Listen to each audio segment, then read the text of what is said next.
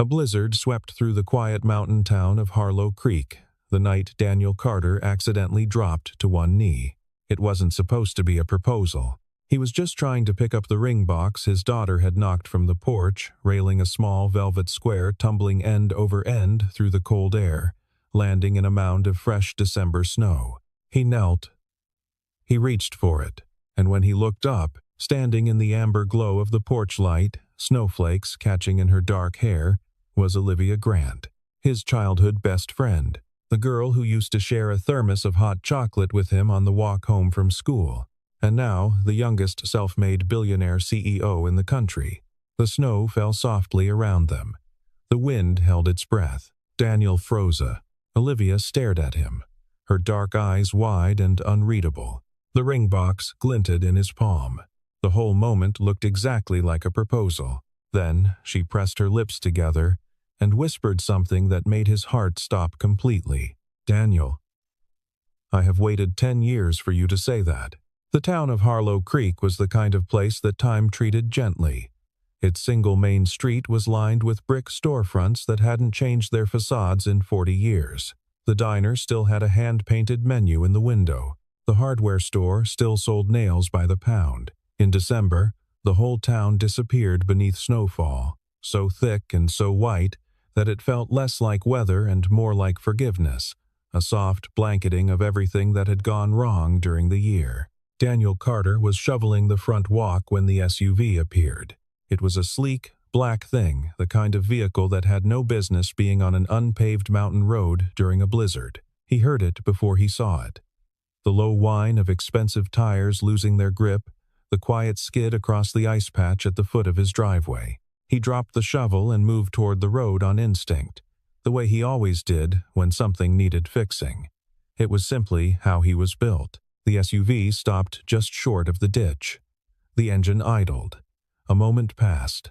Then the driver's door swung open, and a woman stepped out into the cold. She was wearing a long wool coat, the color of charcoal, city boots that were absolutely not designed for snow, and an expression that suggested she was accustomed to being surprised by very little. Her dark hair was loose around her shoulders. Snowflakes landed on it and did not melt immediately, because the night was cold enough that the air itself had turned crystalline. Daniel stood very still. He had not seen Olivia Grant in 10 years. He recognized her in under a second. It was not the way she looked on the covers of business publications, composed, precise, unreachable. It was something older than that. It was the set of her shoulders, the slight tilt of her chin when she was uncertain, the way she scanned her surroundings the same way she always had as a girl, as though she were quietly cataloging escape routes. He had known her since they were both 7 years old. He had not forgotten a single detail. The front door burst open behind him. "Daddy!" Lucy came barreling down the porch, steps in her boots, her coat half-buttoned, her red hat askew. She was 6 years old and constitutionally incapable of moving at any speed below a full sprint. She grabbed his arm with both hands and peered around him at the stranger by the black car. "That pretty lady," Lucy said, in the carrying whisper that small children use when they are absolutely certain they are being quiet, "looks like someone from the TV." Daniel rested a hand on top of his daughter's hat. He did not look away from Olivia. "She does," he said. "She does a little." Olivia crossed the distance between them slowly, her boots leaving clean impressions in the fresh snow. She stopped a few feet away. She looked at him the way you look at something you expected to have changed more than it had. The way you look at a place that still fits the shape of an old memory. "Still rescuing people in the snow, Daniel?" Her voice was exactly the same. Lower, maybe. More controlled. But exactly the same. He managed a small, uneven smile. "Your back tire is going to be a problem. You've got ice packed in the wheel well." She glanced at the car. "Of course I do. Come inside," he said. It was not a grand invitation. He said it the way he would have said it when they were children, matter of fact, certain that of course she should come in. Where else would she go? And because it was Daniel, because that was the particular gravity of him, Olivia Grant, who managed a company that employed 11,000 people, followed without argument. Lucy grabbed her hand. That was the part that undid something in Daniel's chest. Watching his daughter simply reach up and take the hand of a woman she had never met, as though the two of them had already settled the question of trust. They went inside, out of the snow. They had grown up 3 streets apart in a town that barely warranted a dot on the state map. Daniel's father ran the auto shop that Daniel now ran. His mother had left when he was 4, not dramatically, not in anger, just gradually, then all at once. The way water drains from a tub. His father never spoke badly of her. He simply filled the silence with engine grease and patience and the particular steadiness that some men carry as their whole inheritance. Olivia's family had less. Her mother worked nights at the roadside motel. Her stepfather worked inconsistently and poorly. What Olivia had, in place of stability, was a mind that moved faster than anyone around her could follow, and a quiet, bruised pride that she wore like armor. Daniel had been the one who noticed the armor. He had spent years finding the seams. They had walked to school together every morning from 2nd grade onward. He had fixed her bicycle so many times the frame was more his repairs than original metal. He had stood between her and Marcus Webb in the 7th grade when Marcus had decided cruelty was a reasonable form of entertainment. And he had not thrown a punch, he had simply stood there, solidly, until Marcus decided the situation was not worth his effort. That was the thing about Daniel. He did not need to escalate. He was simply, unmovably there. She had studied at his kitchen table. He had studied at hers. They had failed geometry together and passed it on the 2nd attempt together and celebrated by walking to the creek and throwing ice chunks into the water until the cold drove them home. It had not occurred to either of them that this was unusual. It had simply been the texture of being alive. The trouble, if you could call it that, was that they had wanted different things from the world. Daniel wanted to stay. He had known it since he was 12, the way some people simply know. His father needed him. The town needed him. The shop needed him. And beyond all of that, he found he was genuinely content in Harlow Creek, in its slowness, in its particular quality of winter light, in the fact that he knew every creak in every floor of the building where he had spent his whole life. Olivia wanted to leave. She had known it just as early, and with a different quality of certainty, the sharp, anxious urgency of someone who understands that staying will cost them something irreplaceable. They had not fought about it. They had not even spoken directly about it. They had simply both known, in the last months before graduation, that the road they had walked together was about to fork. She left in August. He drove her to the bus station. She had one bag and a laptop and a folder of notes that would eventually become the architecture of a company worth more than the GDP of several small nations. He had watched the bus pull away. Then he had gone home and sat in the shop for 4 hours doing nothing, which was unprecedented. Now, a decade later, she sat at his kitchen table in her expensive coat, holding a mug of the same bad instant coffee he had always made, while Lucy showed her a drawing she had done of a horse that was more oval than equine. That is, Olivia said carefully, a very fast horse. You can tell because the legs are all in the same direction. Lucy considered this. She is running from a dragon. That makes complete sense, Olivia said. And she looked up at Daniel over the rim of the coffee mug with an expression that was both rueful and warm, and absolutely unreachable, all at once. He looked away first. "You have a kid," she said quietly, after Lucy had run back to her room. "I do." She did not ask the follow-up question. He answered it anyway. Her mother passed away. 2 years ago, cardiac event. She was 28. Olivia set down her mug. Her hands were very still on the table. "Daniel, I am so sorry." "She was good," he said. It was all he could find. In that moment, that was also true and complete. She was really good. The kitchen was very quiet. The blizzard pressed against the windows. Neither of them spoke for a while, and neither of them felt the need to. By morning, the whole town knew. Harlow Creek was not a town where information traveled slowly. It was a town where information traveled the way wind travels through a gap in a fence instantly, completely, and in all directions at once. By 8 o'clock, the woman at the front counter of the diner had told 12 people. By 9, the pharmacist had called his brother-in-law in the next county. By 10, the local radio station, which normally broadcast weather reports and high school sports scores, was running a segment on it with a title someone had apparently thought was subtle. Notable returns. Olivia Grant, native daughter, youngest billionaire CEO in the country, was back in Harlow Creek, and she was staying at Daniel Carter's place. This second fact was technically accurate and technically misleading, in the way that most interesting facts tend to be. The guest room in Daniel's house was functional and warm and came equipped with a spare blanket and a nightlight shaped like a moon that Lucy had personally installed because, in her view, all guests required it. Olivia had slept well. She had not slept that well in months. The question of why she was in Harlow Creek at all, why she had been driving a rented SUV alone through a blizzard on a mountain road at 11 o'clock at night, she did not answer directly. She said she had been visiting a client in the next town. She said the road conditions had been worse than the forecast. Both of these things were true. Neither of them was the whole story. By the second day, the nature of the town's interest had shifted. A few people were warmly enthusiastic. They stopped Daniel at the hardware store and at the gas station and told him what a wonderful thing it was that he and Olivia were still close. How lovely that she'd come home. How nice for Lucy to have a woman around. They meant it kindly. Daniel absorbed it with a polite smile and a small nod, and said nothing beyond thank you. A few others said things that were less kind.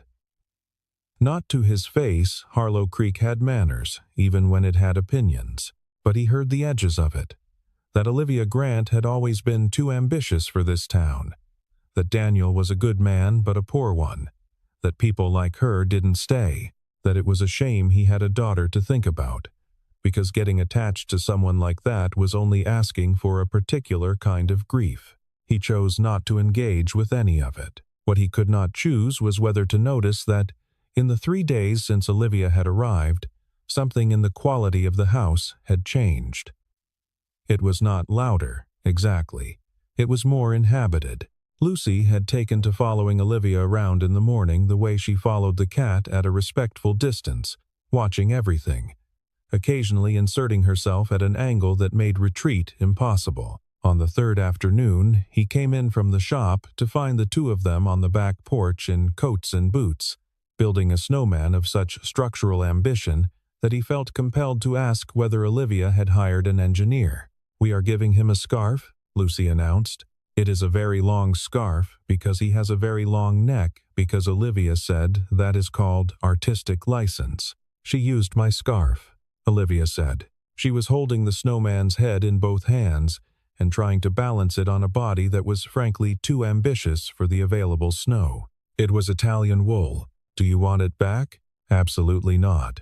He looks distinguished." Lucy beamed. Daniel watched them from the doorway. He did not go out onto the porch. He stood in the threshold with his hands in his pockets and felt something shift in the architecture of his chest. Something that had been closed for 2 years and was not ready to open, but was perhaps beginning to remember that it had a hinge. "Daddy," Lucy said, noticing him, "is she a princess?" "No," he said. "She is just an old friend." Lucy cupped her hands around her mouth and stage whispered to Olivia, "I think Daddy likes you." Olivia glanced at him over the top of Lucy's hat. Her expression was perfectly composed. Only her eyes gave anything away, and only for a moment, a single, unguarded second, before she looked back at the snowman. "I think your daddy should come help us give this snowman arms," she said. "He keeps listing to the left." Daniel came out onto the porch. He found some sticks. He did not say anything for a while, and neither did Olivia. And they worked side by side in the cold and the quiet. And Lucy narrated the entire process for the benefit of no one in particular, and for a little while the world was very simple. On the 4th day, Olivia walked to the cemetery. She had learned where it was from the woman who ran the bakery. who had offered the information along with 2 free muffins, and an expression of maternal concern that Olivia had found unexpectedly moving. She walked alone in the gray morning light, through snow that was old enough to have crusted over on top. Her breath fogged in the cold air. The headstones were clean, someone had brushed them recently. She found the right one without much trouble. Fresh flowers, the kind that lasted through cold weather. A small stone rabbit placed at the corner, which she suspected was Lucy's doing. Margaret Carter, born 1984, died 2022. Beloved mother, beloved wife. Olivia stood there for a while, her hands in her pockets, saying nothing. She had not known Margaret. By the time Daniel married her, Olivia and Daniel had already drifted into the long, mutual silence that neither of them had chosen exactly, but neither of them had fought. She knew only what she had assembled from fragments, a mention in a mutual acquaintance's message years ago. A photograph she had found once in a weak moment of searching online, the fact that Margaret had apparently been a third-grade teacher who coached the junior volleyball team on Saturdays. She had seemed, from the available evidence, genuinely kind. Olivia was trying to feel the right things about that, and mostly managing it. She heard footsteps in the snow behind her. She did not turn around. "I wondered where you'd gone," Daniel said. He came to stand beside her. Not too close. The particular distance of old friendship, which is different from the distance of strangers, but also different from the distance of the people you have become to each other in the years between. "I should have called," Olivia said. "After she died. I should have called you. I wasn't easy to reach. You've always had the same number." He was quiet for a moment. "Yeah, I told myself you would want space," she said. "I told myself you had family around you, and support, and that you didn't need me appearing out of nowhere making it about something it wasn't. I told myself a lot of things. What was it actually about?" She looked at the headstone. "I was afraid," she said. "Not of you. Of what I would feel, seeing you. Of what it might mean that I still—" She stopped. Daniel waited. He had always been good at waiting.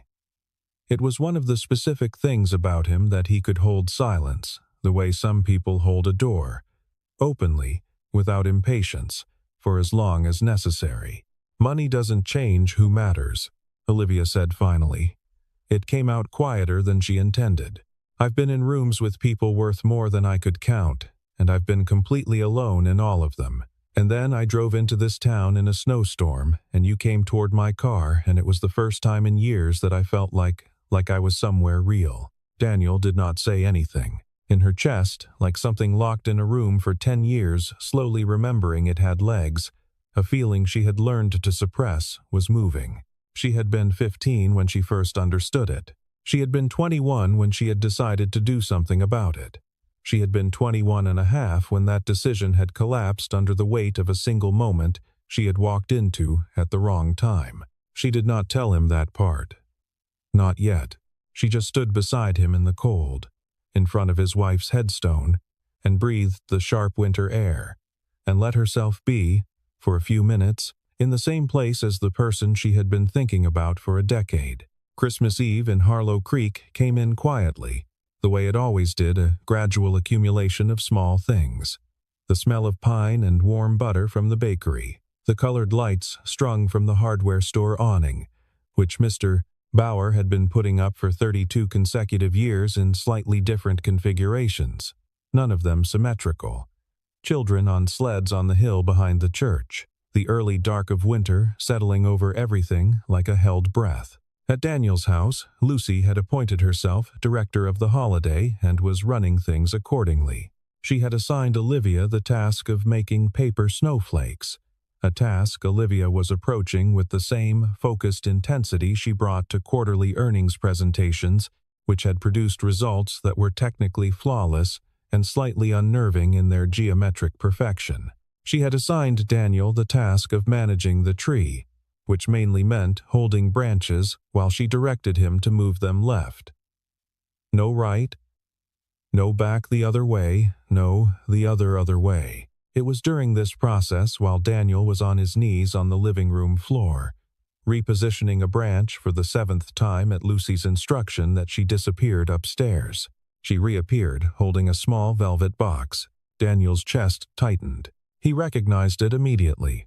He had put it in the back of the closet in the guest room 2 years ago, unable to store it anywhere else, unable to give it away. Margaret's grandmother's ring. Not valuable in any financial sense, a small, plain setting, a single stone that had gone slightly cloudy with age. But Margaret had loved it. She had worn it every day, and he could not put it in a drawer, and he could not look at it, and he had not figured out what came next. "I found a treasure," Lucy announced. "Lucy, it is a ring.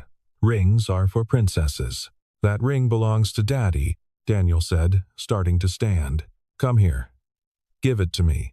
Lucy, who had excellent instincts for when she was about to lose custody of something interesting, turned and went toward the front porch, where Olivia was stepping inside from checking on the snowman. The exchange happened in 3 seconds. Lucy, moving too fast, bumped into the doorframe. The velvet box sailed out of her hand. It caught the porch railing and tumbled outward, into the snow, coming to rest 3 feet beyond the bottom step. Lucy stared at it. Daniel was already moving past her, down the steps, into the cold.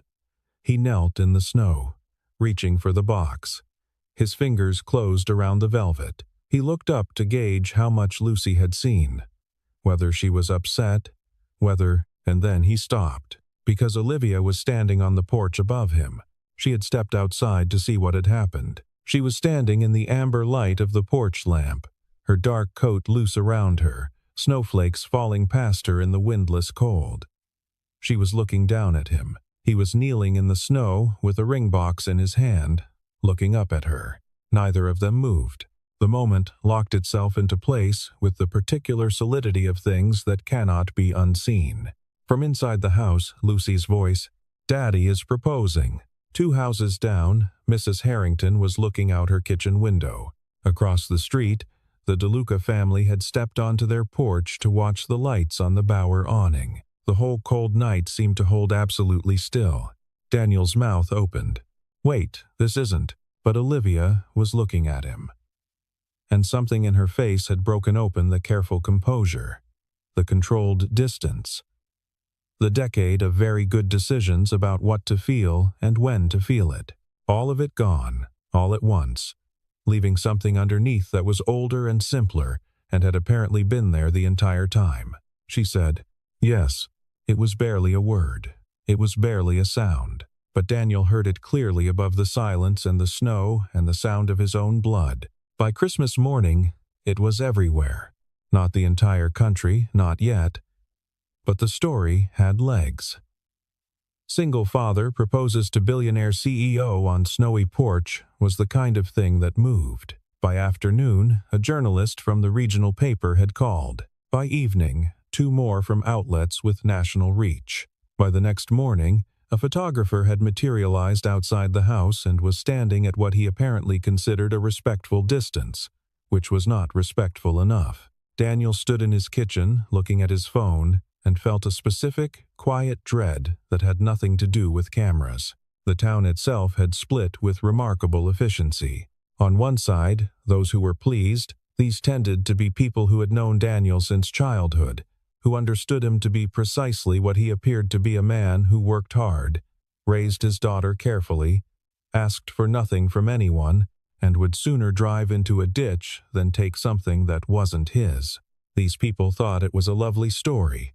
They were not entirely wrong. On the other side, those who were skeptical.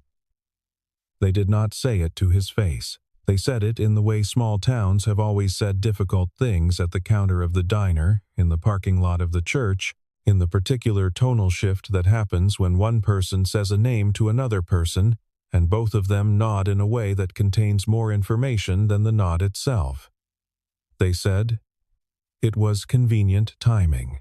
They said, a man in that kind of debt, not that they were sure about the debt, but there was the shop to consider, and the house, and a child. A man in that position didn't just stumble into a proposal. They said, poor Olivia. Olivia heard some of this. She heard it from her assistant, who had arrived from the city to manage the situation, and who summarized it with the neutral professionalism of someone who had delivered worse news in better contexts. She heard it from the board member who called her private cell at 7 in the morning and did not bother with preamble. "The optics are not good," he said. His name was Gerald Whitmore, and he had been on the board since before Olivia had founded the company, which she had never found to be an advantage. A mechanic in a small town. A child. Debt. The press will make this into something that follows you. Gerald, I'm not telling you what to do. I'm telling you what the situation is. I know what the situation is, Olivia said. Her voice was very even. Thank you. She ended the call. Later that day, a journalist, young, earnest, holding a recorder in a way that suggested she had recently completed a training on how to hold recorders, managed to catch Olivia coming out of the bakery with 2 coffees. "Miss Grant, can you address the reports that this proposal was staged? That Mr. Carter had prior knowledge of who you were before approaching you." Olivia looked at her. The cold was considerable. The coffee was getting cold. She had exactly 3 seconds of patience available. "If Daniel Carter had wanted money," she said, "he has had 10 years to ask for it." She walked back across the street. Behind her, the journalist stood very still in the snow. The quote would run, unedited, the following morning. It would become, briefly, the thing that everyone repeated. It would do nothing to silence the skeptics and everything to intensify the story. Daniel read it in the kitchen and did not say anything for a long time. Then he said quietly, "To no one in particular." This was a mistake. Olivia was at the table. She looked up from her laptop. "Was it?" she said. He could not answer that. He was not sure he was supposed to. The board meeting happened 2 days after Christmas. Olivia attended it by video, from the guest room, while Lucy watched a nature documentary about penguins in the next room with the volume turned appropriately high. There were 7 people on the call. She had worked with all of them for years. She respected some of them. She trusted fewer. Gerald Whitmore led the conversation, which was not unexpected. He had a talent for framing things as concern that were actually demands, and for making control sound like care. She had learned to hear the structure underneath the language. The official topic was the media attention and its potential effect on the company's upcoming product announcement. The real topic was Daniel. "We're not questioning your personal life," Gerald said, in the particular tone of a man who was absolutely questioning her personal life. "We're questioning the optics at a critical moment. The announcement is in 6 weeks," said Vera Cho, who ran their communications arm and whom Olivia actually liked. "The press cycle will have moved on by then if we don't give it oxygen." "Or it won't," said Gerald, "if she stays in Harlow Creek. If the story keeps developing." "The story keeps developing," said another board member whose name Olivia occasionally forgot on purpose, "if she stays with him." Olivia looked at the camera. "Say what you mean, Arthur." A pause. "You cannot marry a mechanic, Olivia. I mean that purely in terms of, I can marry whoever I trust," she said. Her voice did not rise. "It never did. That has not changed and will not change. Is there anything on this agenda that relates to the company's operations?" There was a silence of the sort that happens in rooms, even virtual ones, when someone has said something that closes a door. Vera cleared her throat and moved on to the product announcement timeline. Olivia stayed on the call for 40 minutes. She said exactly what was necessary. When it ended, she closed the laptop and sat in the guest room with the moon nightlight glowing softly on the nightstand. And she felt the weight of what she was carrying. The company, the board, the attention, the story the world had decided to tell about a woman who had built everything herself and was now apparently throwing it away for sentiment. She was not throwing anything away, but she understood why it looked that way. She understood, too, that the world's interpretation of her choices would have consequences she could not fully control. That was the thing about having built something large. The structure took on a life of its own. and it made demands. And sometimes those demands ran directly against the shape of the life you actually wanted. She heard, through the wall, Lucy explaining to the penguins that they should probably wear mittens. She pressed her palm flat against her sternum and breathed. The next morning, Daniel told her he thought this was a mistake. She had known it was coming. She had prepared for it. She was ready. She was not ready. He came to find her in the kitchen just before 9. Lucy was still asleep. She had stayed up late, watching the penguins, and had required 3 separate tuck-ins and a negotiation about whether the moon nightlight counted as a light being on. The house was quiet. Snow had fallen again overnight, fresh and unmarked, covering everything that had accumulated. Daniel set the velvet box on the table between them. Olivia looked at it. She did not reach for it. "You should keep this," he said. "I shouldn't have none of this, I don't want you to feel like you're obligated to something that was an accident." "I said yes," Olivia said. "That wasn't an accident. Olivia, your board is calling. There are cameras outside my house. You're in the middle of something important with your company, and you've been derailed by a story about a man in the snow who was picking up a ring box his 6-year-old knocked off a porch. I know what happened. Then you know that you don't owe me." "Daniel," he stopped. Olivia looked at the velvet box for a long moment. Then she looked at him. The morning light was flat and pale and honest, the way winter light tends to be. There was nowhere to hide in it. "I need to tell you something," she said. "I've been deciding for 10 years whether to tell you, and I've always found a reason not to, and I think I'm done finding reasons." He sat down. "The night before I left," she said, "I came to your house. He was still. It was late. I had been awake the whole night, going back and forth. And I had decided I was going to tell you that I didn't want to leave without saying something I had been not saying for a long time." She stopped, started again. "I got to your house. The light was on in the living room. I looked through the window, and he knew. He knew before she finished. He felt it move through him like cold water. You were on one knee," Olivia said. Her voice was very steady. She had practiced the steadiness. It had taken years. "You were on one knee in your living room, and Margaret was there, and she was crying. And you were smiling at her the way you used to smile when something was exactly right." He pressed both hands flat on the table. "Olivia, I turned around and I walked away and I got on the bus the next morning and I built something large enough that I wouldn't have to think about it." The kitchen was absolutely silent. "I am not telling you this to make you feel guilty," she said. "I am telling you because you're trying to give me a reason to leave, and I want you to understand that I already had 10 years of reasons." They stopped working. She reached out and touched the velvet box, not picking it up, just resting her fingers on it. "When you knelt in the snow the other night," she said, "it felt like time had given me another chance to be standing in the right place." Daniel looked at her for a long time. His hands were still flat on the table. The winter light lay across everything. He did not say anything, because there was nothing to say that could fit the size of what had just been said. For 2 days, he said very little. He fixed a truck engine that needed extensive work.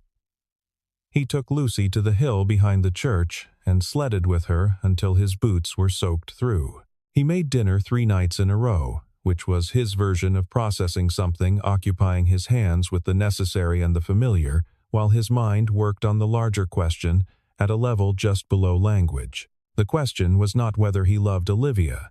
He had understood that for a long time, in the way you understand something you have agreed not to look at directly peripheral, consistent, stubbornly present. The question was what that love meant in the context of everything else. He thought about what her life was. The company, the board, the relentless attention.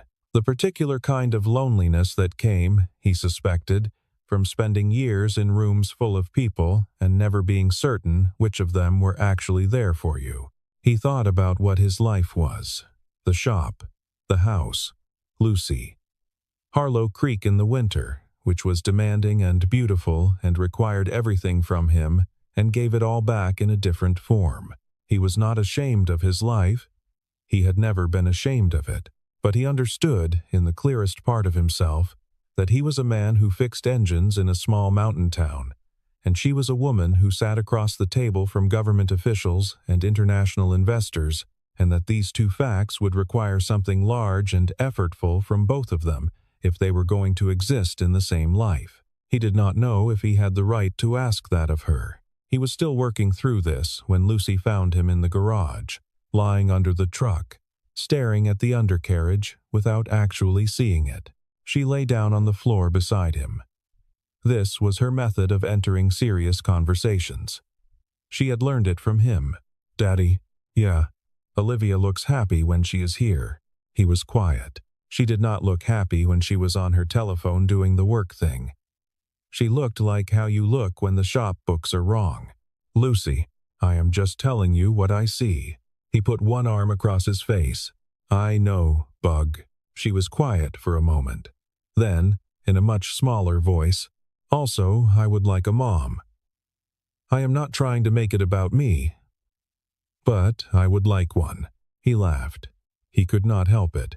It came out of him in a surprised, aching rush, and he lay there on the cold garage floor and laughed until his eyes stung, and Lucy patted his arm with great solemnity. That evening, he put Lucy to bed, one tuck-in, no negotiations, and then he put on his coat and walked 3 blocks through the snow to the inn, where Olivia had moved her base of operations once the cameras had made his house logistically difficult. The inn was small and warm and smelled of wood smoke. The woman at the front desk knew Daniel and called up without asking. Olivia came downstairs in a heavy cardigan and no shoes. They sat in the small parlor off the lobby. No one else was there. The fire was going. Outside, a new wave of snow was building against the windows. "I've been thinking," he said. "So have I. I don't belong in your world." She looked at him. Her expression was very still and very exact. "Then build a new one with me," she said. He shook his head, slowly, not in refusal but in the manner of someone who is trying to understand the shape of something. "You've built something real. I don't want to damage it." "You can't damage it," she said. "What you could do is make it worth having." He looked at her for a long moment. The fire crackled. The snow built against the glass. "What does that mean?" he said. "Practically speaking." And she said, "It means we figure it out. The same way people always figure things out badly and carefully and together." He sat with that. It was, he thought, the most honest thing anyone had said to him in years. He asked her the question on the last day of the year. Not because the date was significant. He was not, by nature, a man who organized his life around symbolic timing, but because that was when it happened, in the particular sequence of events that had been building since the night her car slid on the ice outside his house. They were in his kitchen. Lucy was at her grandparents' house for the evening, which was where she spent New Year's Eve every year, making confetti from old magazines and eating more sugar than was strictly advisable. The house was quiet. The snow outside was new and unmarked. Daniel had made coffee that was actually good this time, because Olivia had suggested 3 specific adjustments to his method that he had, after some resistance, implemented. He set a mug in front of her. He sat down across the table. He said, "Olivia, do you actually want this?" She looked at him across the table. The mug was warm between her hands. The kitchen light was the kind of warm, slightly yellow light that makes everything look like a memory, even while it's happening. "I want to show you something," she said. She reached into the leather folio she had set on the chair beside her. She slid a document across the table. Daniel looked at it. It was a legal document. Several pages, dense with language, bearing the stamp of a firm he did not recognize. He turned to the relevant summary page. She had bookmarked it with a yellow tab and read it twice, slowly, because it required 2 readings to fully absorb. It was a partnership agreement. His name was already in it. Not a financial gift. Not a loan. A partnership. A co-ownership stake in a specific division of her company. A technology arm focused on infrastructure repair systems, which was, apparently, something that existed and needed exactly the kind of practical, mechanical intelligence he had been developing his entire professional life. He set it down carefully. "When did you—" "3 weeks ago," she said. "Before the snowstorm. Before my car slid on your road." He was very still. "I drove to Harlow Creek," Olivia said, "because I had decided to come find you. The blizzard was inconvenient, but I was coming regardless. You came here to offer me a job? I came here to ask you to build something with me." She reached into the folio again. She set a second document on the table. This one was smaller, simpler. It had been written, from the look of the paper and the particular typeface, on the small printer in the inn's business center. It was a letter. He recognized her handwriting from decades ago. Deliberate, forward-leaning. The letters of someone who writes like they mean it. He read it. He read it twice. When he looked up, his face was doing something he was not entirely in control of. "You were going to propose," he said. "I had a speech." "You had a speech." "I had practiced it for approximately 3 weeks. It was good. It had structure. I had accounted for multiple possible responses on your part, including the one where you panicked and changed the subject." He pressed one hand over his mouth. "I didn't say yes on the porch because I felt obligated," she said. "I said yes because I had already decided to ask you the same question, and I thought if I waited for my version to happen, I was going to lose the moment." He looked at her for a long time across the kitchen table. The coffee was getting cold. The snow was falling outside with the specific quiet of a world that has decided nothing further is required of it tonight. "Olivia Grant," he said, finally, in a voice that was lower than usual and slightly unsteady, "did you come to my small town in a blizzard, in a very expensive car, with a legal document and a handwritten speech, to propose to me?" She maintained eye contact. "I maintain that the blizzard was not intentional, but the rest—" A pause. "The rest was intentional." He stood up from the table. He went around it.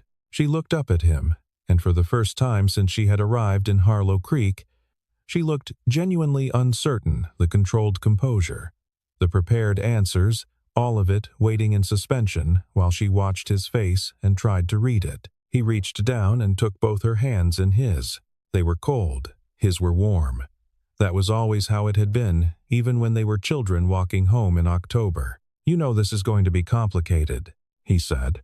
"Everything worth doing is.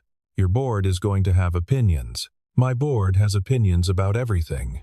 I've managed so far. Lucy is going to ask you approximately 300 questions a day." Her mouth curved. "I have answered harder questions under worse conditions, and I fix trucks."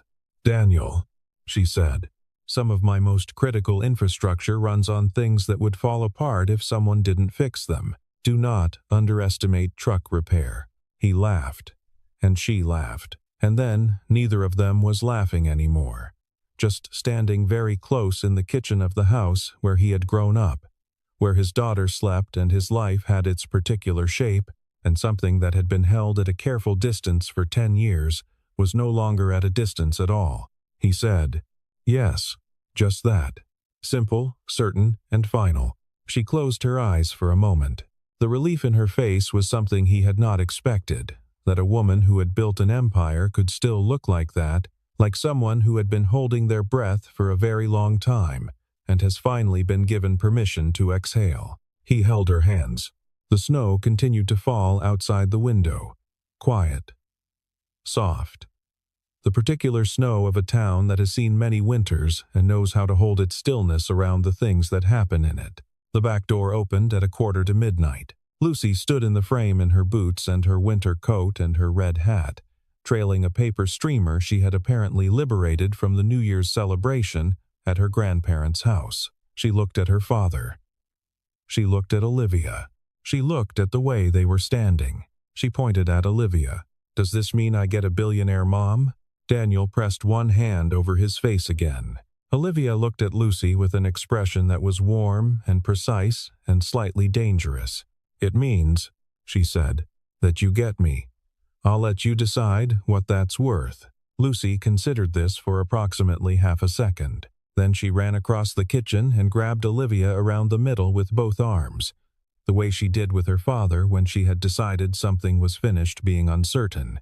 Daniel watched. He stood in his kitchen with his old coffee and his particular life and the woman who had driven into it through a blizzard.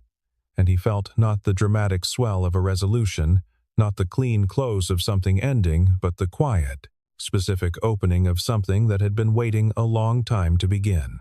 Outside, the snow fell. It covered the yard where the snowman stood, a little lopsided now,